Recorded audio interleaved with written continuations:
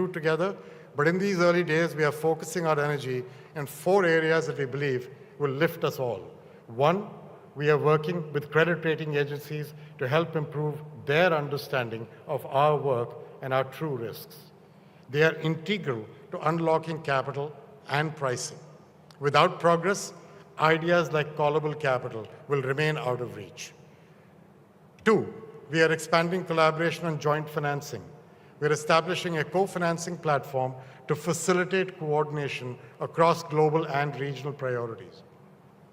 3, we are standardizing our processes, reducing transaction costs and freeing up technical capacity. Already, we are making progress on procurement, and we're looking to streamline environmental and social frameworks.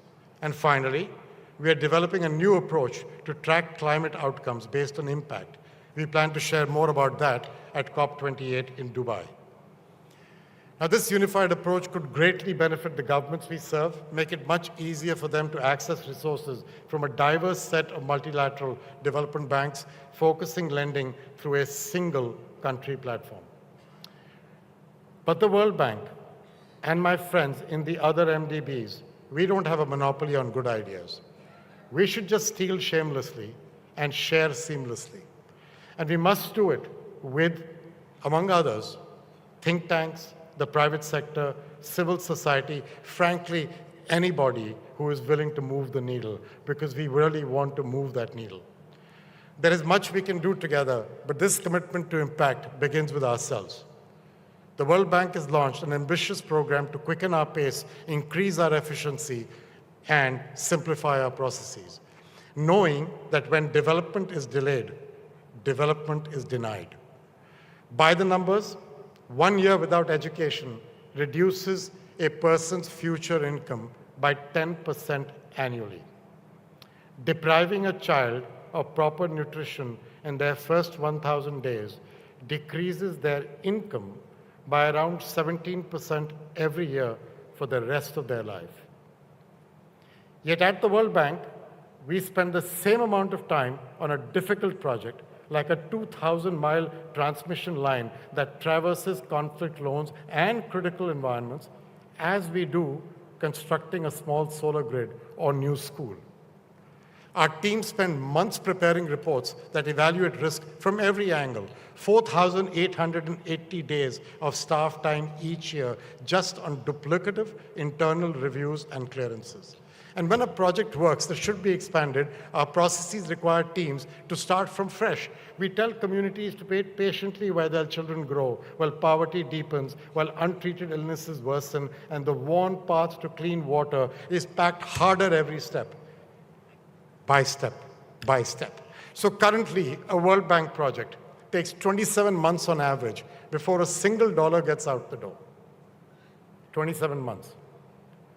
And then that's followed by a lengthy implementation process and project construction. Sometimes 10 years before the first benefits are felt. That is a lifetime. We have to do better. There is precious time we can save. We have the entire process in our crosshairs. We are initially working to dramatically reduce the project review and approval time by 1/3. But we have the ambition to do more. Our plan calls for simplifying approvals, proportionately adjusting reviews, and combining intelligent technology with shorter timelines to drive speed. And I'm telling you, we will do so without making a single change to our environmental and social standards that protect the communities we work for and give peace of mind to our partners and to our shareholders. Well, I just don't believe that quality conflicts with speed. I believe we can deliver quality and speed. This is important progress. There's more we can do. We are developing a plan to better support governments with implementation. If we can build technical assistance into our projects from the start and help countries develop capacity, we give time back. Not only are we streamlining our approach and encouraging our teams to work faster, we are exploring ways to incentivize speed and collaboration throughout the World Bank. That need for collaboration, demand for impact, and belief that there is elegance and simplicity has inspired us to think about a potentially transformational program. Our hope is to refocus the World Bank to confront challenges not just as a bank, as a funding mechanism, but as a knowledge mechanism. That's what governments are calling for, our knowledge. The World Bank has long been celebrated for approaching the thorniest problems to find solutions and to change lives. In my brief time at the bank, 131 days, I have seen that impact with my own eyes. In India, technology is used to track student performance and student attendance in real time. Education experts spot problems, take quick action, they get the kids back on track. As a result, student and teacher attendance and enrollment have all increased. In Peru, free legal centers are changing and saving lives. Every day there are lines out the door. Women are pursuing unpaid pensions and child support. Other women are seeking justice for domestic and sexual abuse. Stories that are not unique to women in Peru. It's not just India and Peru that are trying to improve education outcomes or create more equitable societies. So the question is, why have we not exported that success? The World Bank has enjoyed many successes. Knowledge has been gained with each. In the last 5 years alone, we have helped 100 million people find jobs. We have expanded healthcare access to over 1 billion people. We have helped nearly 500 million children get an education. We have reduced carbon emissions and helped to reduce them by over 230 million tons annually. But despite that progress, too many still don't feel the impact of what we have done. Too many are still unable to enjoy the dignity of work. Too many still live without access to electricity, quality education, decent health care. And too many of our most impactful projects go no further than a report on the shelf. So we have to reverse that trend and extend the hand of good fortune further. We must scale and we must replicate the impactful solutions that we have worked so hard to find.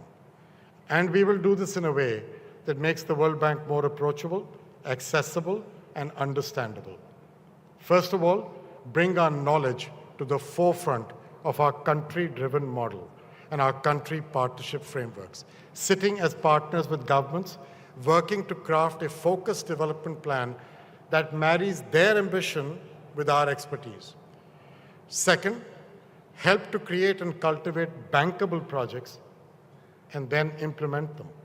Our knowledge teams, working with our country teams to bring all that the World Bank offers to bear, being a force multiplier for governments when additional capacity is needed, in fact, is demanded.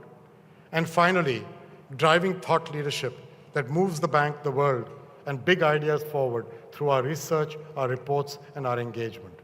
Our knowledge work, the country partnership frameworks, cultivating bankable projects, and our thought leadership, we want to organize these into 5 simple verticals. And the first one is people: health, education, social protection; prosperity, jobs, tax policy, economic policy, financial inclusion, small business, their access to credit, they create jobs; planet, air, water, soil health, biodiversity, forests, adaptation and mitigation; infrastructure, roads, bridges, energy; digital, because that is transforming our world and will make everything else possible. And across those 5 verticals, holding all our feet to the fire, we will measure our impact on gender equality, on jobs for young people, and climate impacts. Embedded within the vault of the Knowledge Bank are our 8 global challenges: adaptation and mitigation, fragility and conflict, pandemic prevention and preparedness, energy access, food and nutrition security, water security and access, and of course, enabling digitization, and last but not least, protecting biodiversity and nature, all organized in a way that ensures impact at scale. But even with a better bank, even with governments, even with multilateral institutions and philanthropies all working together, we're still going to fall very far short. We need the scale, the resources, and the ingenuity of the private sector. Thus far, IFC has worked with the private sector using just $5.5 billion of shareholder capital to mobilize over $160 billion of private sector investments. But truly meaningful, sustainable progress still evades us. And to help solve that riddle, We've launched the Private Sector Investment Lab. We've recruited 15 of the world's leading CEOs, asset management companies, banks, as well as operators. We're exploring opportunities for the World Bank to help mitigate risk, drive policy action to entice new entrants, and ensure that projects become bankable. We are trying to make systemic change. The lab is initially focused on increasing private investment in renewable energy and energy infrastructure for the energy transition in developing countries. We are searching for actionable ideas that will bend the curve on emissions-heavy growth for the future. And we have some signs of hope. In the first meeting itself, we identified a set of markets, each with potential for private capital investments, but each with challenges that we can help address. We've identified early ideas for how the bank can better mobilize private finance. Among those was to unify guarantee issuance across the institution, simplifying access to them and supporting a very ambitious growth plan for MEGA over the next few years. Seeing the strong demand for this effective tool, we're already acting. We're going to explore ways to deliver this in a way that makes sense of the private sector. We're asking a great deal of the private sector. We're asking them to operate in places and in situations where their algorithms and their expertise will not extend. But those are roads that the World Bank has traveled for years. And if we are asking others to follow, we should be willing to share our map. And that means giving private sector investors and rating agencies usable data from our global emerging markets risk database, what's fondly called GEMS, originally developed to inform our own investing. I believe that data is as much of a global common good as all the other things. We believe that transparency will inspire confidence, it will lead to more informed decision-making and risk-taking, and ultimately make it easier to invest in the emerging markets. We're going to release this data in a matter of months. We are working now in concert with other MDBs to reconstruct and clean the database to ensure its quality. That's the first step. We're continuing to explore what more we can do with our data to mobilize private capital. But our devotion is not just reflected in our words, it should be measured in action. We are trying to become more efficient, incentivizing output, not input, and ensuring we focus less on money out the door, but more on how many girls go to school, how many jobs are created, how many tons of carbon dioxide emissions are avoided, and how many private sector dollars are mobilized for every dollar we put in.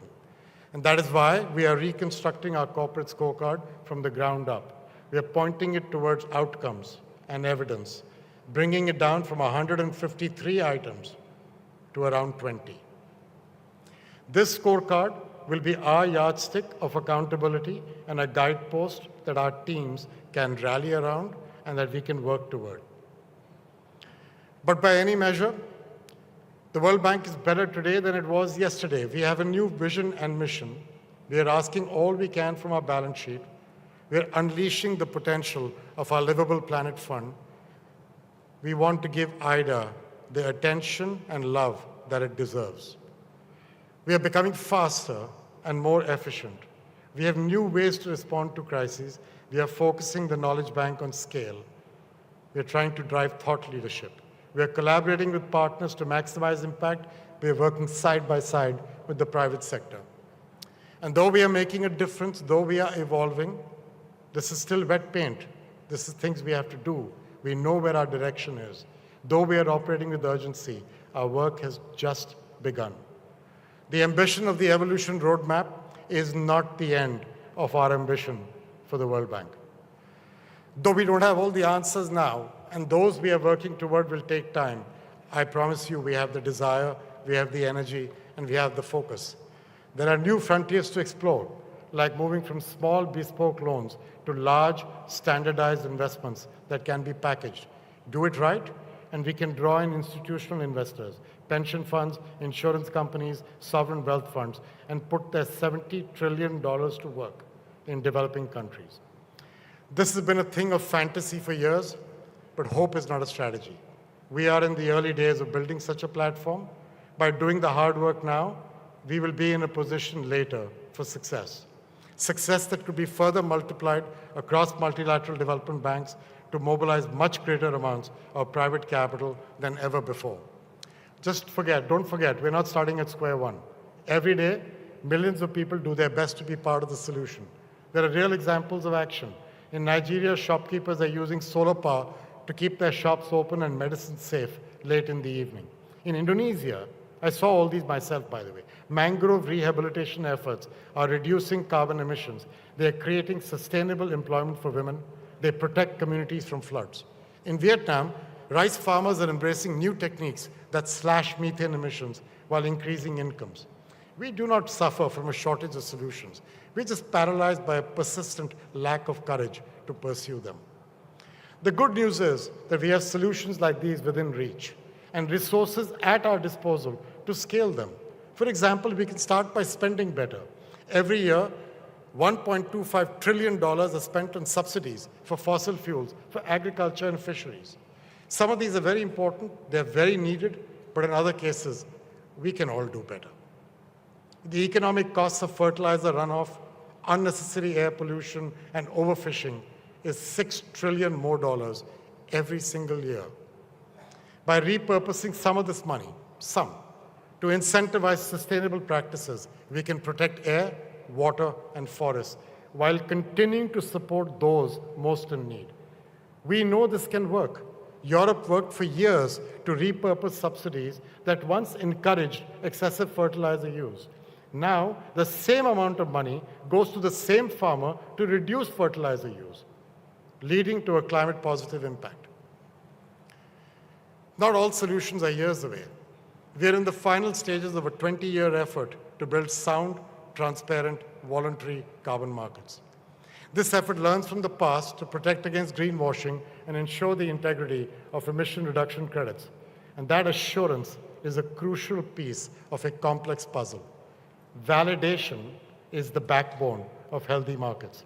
It feeds investor confidence, it generates better prices, it enables countries blessed with natural resources in the global south to see the value of monetizing those assets and protecting them. Most importantly, they generate income for families and for communities. If successful, voluntary carbon markets can become more liquid, transparent, and a much better deal for developing countries. Our ambition is to grow this platform to finance emissions reductions in developing countries and to benefit local communities. So our aspirations are limitless, driving our work to deliver a better bank, because eventually we will need a bigger bank, and that will be the acid test of ambition. Nearly all estimates make clear that adequate progress requires trillions annually, far more than what the capital adequacy framework will produce by itself. The private sector can help. These other sources that I talked about, voluntary carbon markets, subsidies, they can help. But we will need a bigger bank to increase our financing capacity, to take on more risk, to encourage investment and support the replicability and scalability that the World Bank is gearing up to deliver. The World Bank is merely an instrument that reflects the ambition of our shareholders.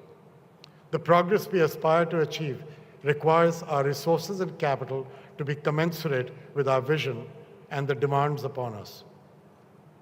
But if there is wisdom in our origins, it is that we can do big things together. Every generation believes that the set of challenges laid before them are the most difficult, the most consequential, and the most intractable. But never has humanity stared down a set of problems so complex and severe that our very existence is in question. However, as the leader of an institution founded on the principles of peace and cooperation, I wanted the first time I spoke to you to be one of impact, but also of optimism. There is nothing that gives me more hope than our capacity to work together in common purpose. Do not look at the ground. Do not fail to lift your gaze. If one thing is clear today, it should be the eyes of the World Bank are fixed on the horizon. We have inherited decades of knowledge. We have benefited from the generosity of every nation. And now when we are called upon to lead, I believe we have never been better positioned to deliver the progress that is demanded of us. Yes, our financing is an attractive resource, but not more than the World Bank's devotion, its creativity in innovation, or its terrific people. We have terrific people. Those are the attributes that will carry us forward in this journey. Thank you very much.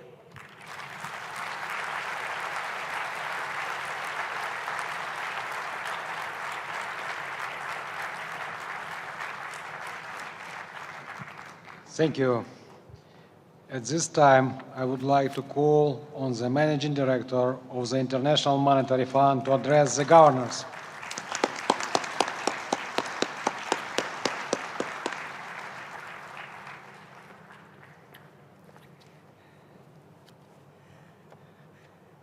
Monsieur Kabash, Mr. Kabash, advisor to the King, Prime Minister Akhanush, Chair Marchenko. President Banga, welcome to the family of the Bretton Woods institutions and all the best to you at the helm of the World Bank. Governors, ministers, distinguished guests, Mesdames et Messieurs, bonjour. Ladies and gentlemen, good day. Salam alaikum. Let me begin by expressing my heartfelt sympathies to all those who have been affected by recent devastating disasters, including here in Morocco, and those who suffer in wars and conflicts everywhere. We hope and pray for peace.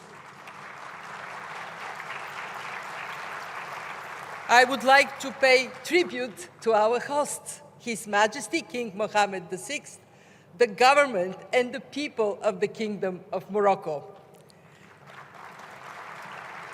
You have shown the world the meaning of courage and resilience, as well as your exceptional culture, hospitality, and warm hearts. Marrakesh, yes, thank you. Marrakesh marks the return of our annual meetings to the Arab world after 20 years, and the first time in 50 years since we gathered on the African continent. Back in 1973 in Nairobi, our host, President Kenyatta, spoke of the need to find a cure for the sickness of inflation and instability that had afflicted the world. Sounds familiar, doesn't it? These challenges, in so many ways, are the same. And yet, our modern world is vastly different. It is a bigger world. There are many more people. Population has more than doubled from 4 to 8 billion. It is a richer world. Since 1973, global GDP per capita has more than doubled. It is a more diverse world. There are many more countries, and the fund's membership has grown from 125 nations in 1973 to 190 today. There have been breathtaking advances in health, education, and technology. Amazing developments, but not everyone has benefited from them. While global economic integration has helped billions of people become wealthier, healthier, and more productive, for too many, it has coincided with dislocation, poverty, and inequality. For too many, a path of progress has been rough. We have seen periods of turmoil, oil shocks in the 70s, the Latin American debt crisis, the Asian financial crisis, the global financial crisis. Just in the past 3 years, we have seen a global pandemic, war in Europe, and a cost of living crisis. The past 50 years is a story of extraordinary but disrupted progress. Also, massive shifts in the world economy. What will be the story of the next 50 years? I don't have a crystal ball, so as an experiment, I asked artificial intelligence, what might the world look like in 2073? Here is one prediction. In 2073, a sustainable global economy will thrive. propelled by renewable energy and AI-driven industries. Space exploration could open economic frontiers, while enhanced global connectivity reshapes work dynamics. Digital currencies may become mainstream, replacing traditional financial systems. Revolutionary healthcare and cultural fusion might define the era, with efforts toward economic inclusivity. The vision embraces technological progress, environmental consciousness, and a connected, equitable world. Remember, this is all speculative. Reality has a way of surprising us. Yes, I think it is safe to say there will be surprises. The bigger question is how we will capture the benefits of transformation and manage the risks it will bring. Our starting point is not easy. As indicated in our World Economic Outlook a few days ago, the world has slowed down in terms of growth. Yes, tremendous resilience, but the recovery from the shocks is slow and uneven. Slow because at 3% growth is currently well below the average of the last 2 decades before the pandemic, and medium-term growth prospects are also the weakest in decades. Uneven because the economic scarring from the recent shocks is vastly different across countries, with emerging markets and developing countries clearly the hardest hit. After a long period of economic convergence, a dangerous divergence between countries and regions has emerged, made worse by fragmentation, climate change, and fragility, which has left many countries at the breaking point. This is especially the case here on the African continent, home of the world's youngest population. Progress in closing the income gap with more advanced economies and generating job-rich growth will be vital over the next 50 years. So in this moment of radical uncertainty, what are the no-regrets actions that will help us write a better story for the next 50 years? I will place them in 2 groups: investment in strong economic foundations and investment in international cooperation. These are captured in the Marrakesh Principles that the World Bank and the government of Morocco, together with the fund, announced earlier this week. First, investment in strong economic foundations. In an environment with weak medium-term growth prospects, the right policies and reforms are essential. Here in Morocco, in the areas devastated by the earthquake, it was the buildings with strong foundations and a solid structure which sustained the shocks best. The lesson is, even if faced with very different economic settings, policymakers everywhere need to build strong economic foundations through sound policies. What does that mean? Price stability is key. It is a prerequisite for growth, and it protects people, especially the poor. This means the fight against inflation remains paramount. So is safeguarding financial stability. Clearly, we are facing a higher for longer era in terms of interest rates, but a sharp further tightening of financial conditions can happen, and it can hit markets, banks, and non-banks. Therefore, strong supervision is essential. Prudent fiscal policy is more important than ever. Why? Because debt and deficits are well above pre-pandemic levels. The time has come to restore fiscal space. This means tough decisions for governments. By prioritizing spending and with credible medium-term fiscal frameworks, it can be done. Contemplating these foundational policies, we have to also think of transformational reforms to boost medium-term growth. Think of improved governance, helping to fight corruption. Streamlined regulations, making it easier to open and run business. Reforms to boost trade and improve access to capital. And increasing labor force participation, especially for women. The right package of reforms could boost output levels by up to 8% in 4 years. But the highest return of all comes from investing in people, especially education, to ready the young people, including those right here in Africa, for the jobs of tomorrow. Where will the money come from for these investments? Ajay talked a lot about that.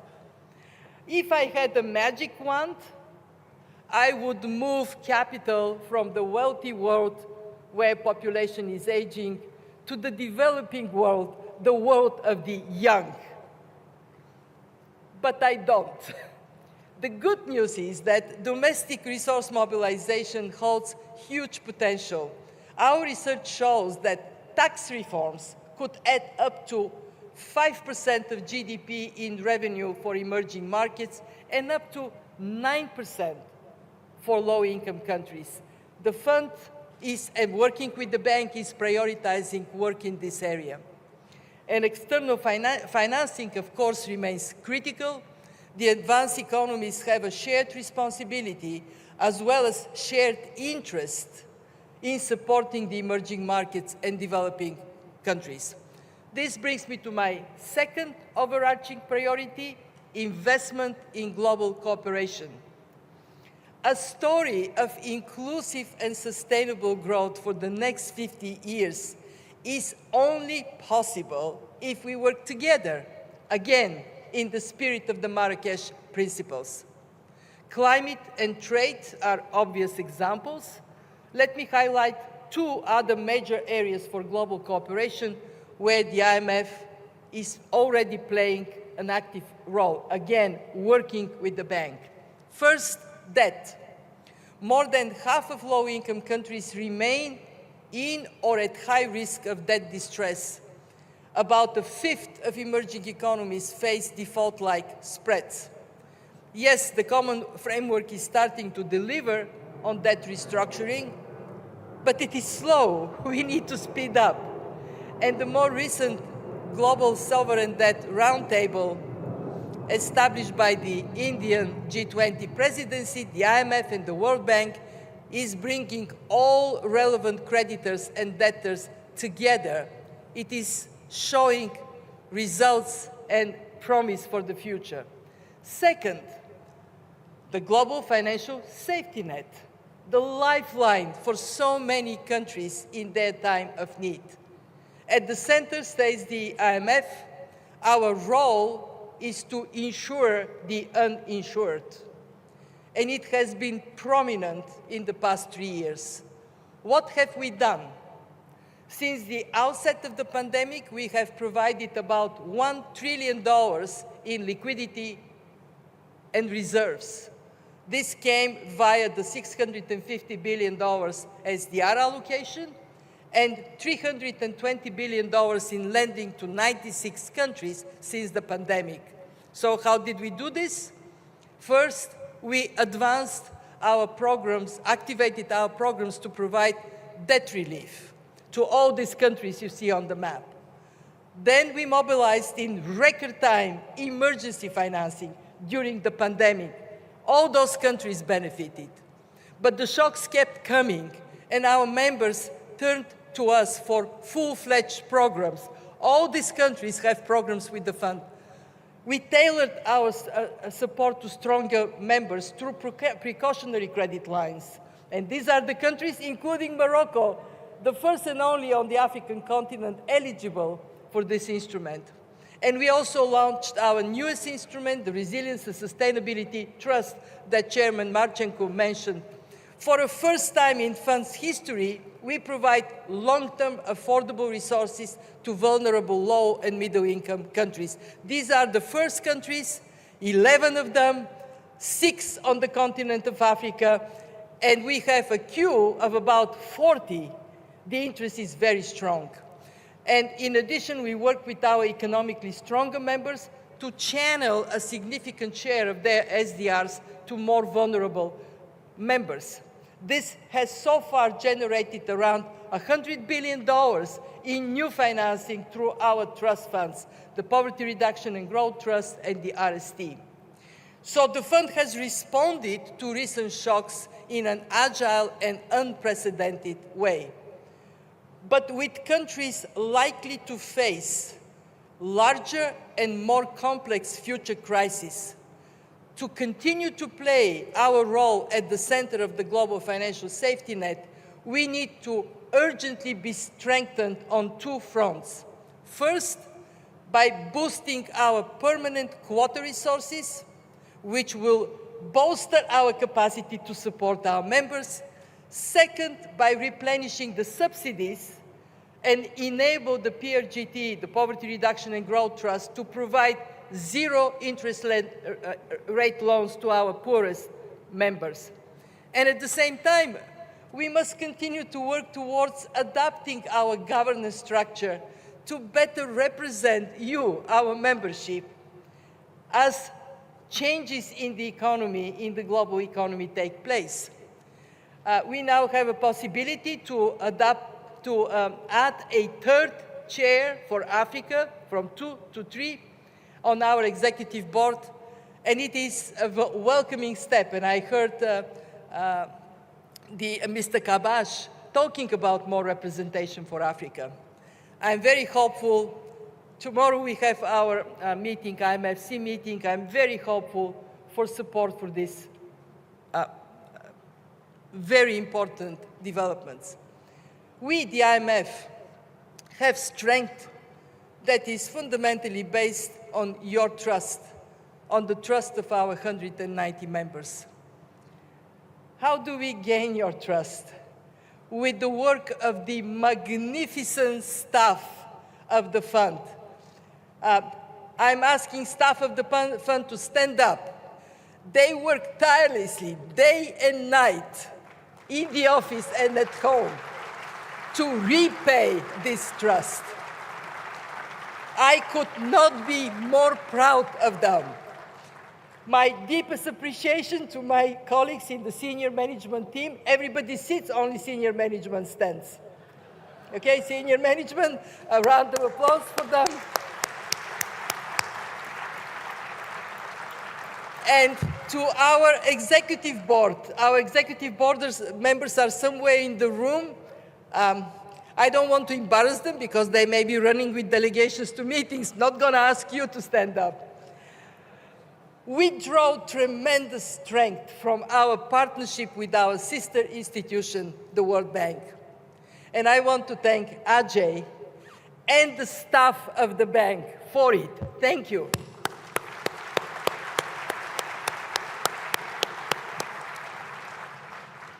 We are working together for you and for a better future for our people.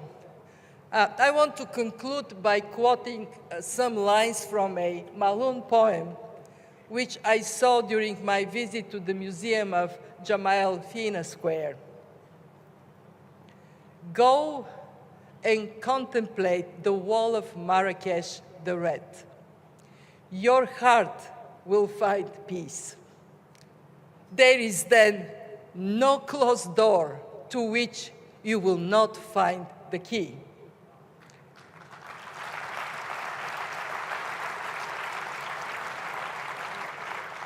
Our meetings here in Marrakesh the Red leave me in no doubt that together we will unlock the door to opportunities for the next generation. Merci. Shukran.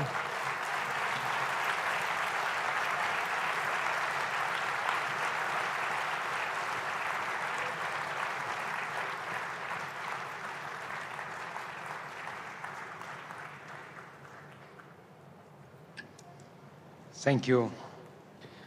Let us now turn to the formal business of the institutions. We have before us the reports and recommendations of the Joint Procedure Committee. Report 1 covers the business of the IBRD, IFC, and IDA. Report 2 covers the business of the fund. And Report 3 concerns matters of common interest of all organizations. We also have the report of the Procedures Committee of the Multilateral Investment Guarantee Agency. On the recommendations of the Joint Procedures Committee and the MIGA Procedures Committee, I propose the adoption of these reports and the recommendations contained therein.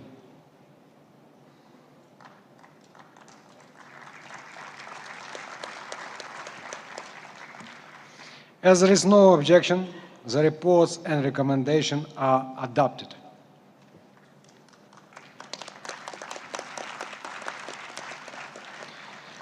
On matters related to the International Center for Settlement of Investment Disputes, I ask Mr. Ajay Banga, and Chair of Accedis Administrative Council, to take the floor. Thank you very much. The annual meeting of the ICSID Administrative Council is now open. Ms. Mercy Tembon will introduce the items for consideration by the Council. Thank you, Chair. There are 2 items on the ICSID agenda this year that call for the adoption of resolutions by the Council. First, to approve the 2023 ICSID annual report, and second, to adopt the administrative budget for fiscal year 2024. The draft resolutions have been distributed to members earlier. It is proposed that the draft resolutions on the ICSID 2023 annual report and the ICSID administrative budget for fiscal year 2024 be adopted. So I take it that the 2 resolutions are adopted. The 2023 annual meeting of ICSID's Administrative Council is adjourned.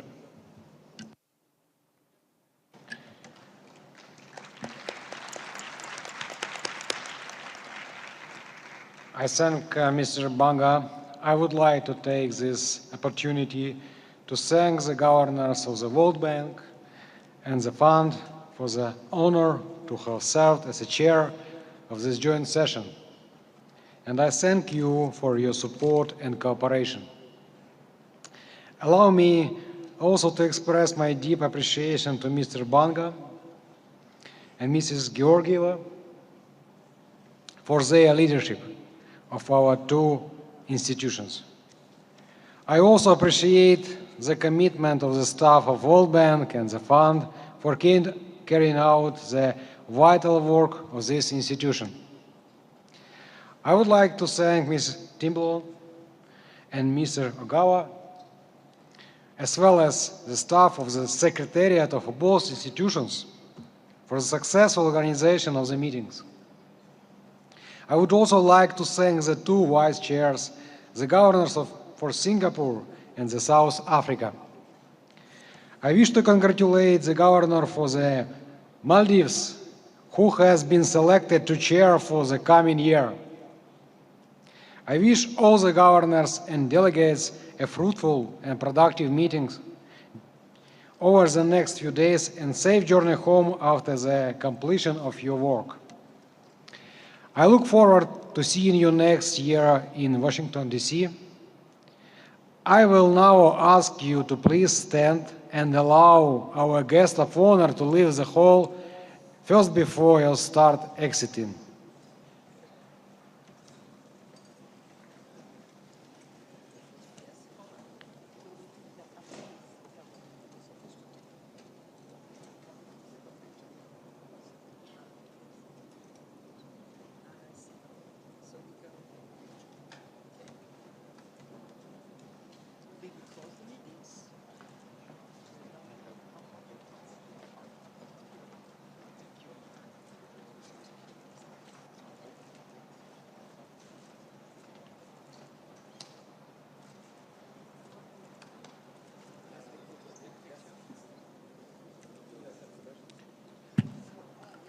I hereby adjourn this meeting for the 2023 annual meetings of the boards of governors and the IBRD, IDA, IFC, and MIGA, and the IMF.